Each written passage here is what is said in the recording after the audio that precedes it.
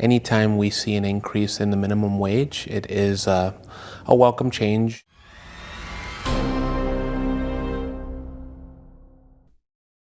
For thousands of minimum wage workers, every cent matters.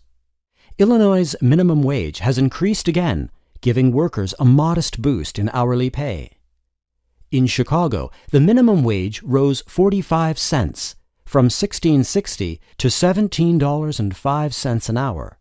Other municipalities have different rates. Working people, working families are having a tough time getting by. Anytime we see an increase in the minimum wage, it is a welcome change. The increase is intended to help keep pace with inflation, but for many workers, it may not significantly improve their finances.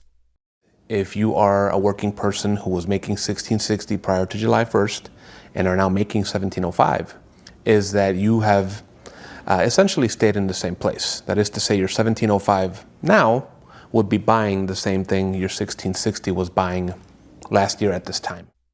Worker advocacy groups like Arise Chicago encourage employees who feel their pay isn't enough to ask for a raise.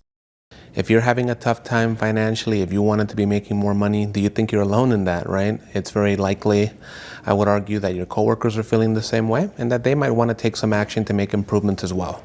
And you're obviously stronger as a group than you are going to be individually. One person asking for an improvement is very different from everyone at a work site coming together and saying, hey, this is the right thing to do, the just thing to do, and the dignified thing to do. So, coming back to what I just mentioned, organizing would be the way to get this done.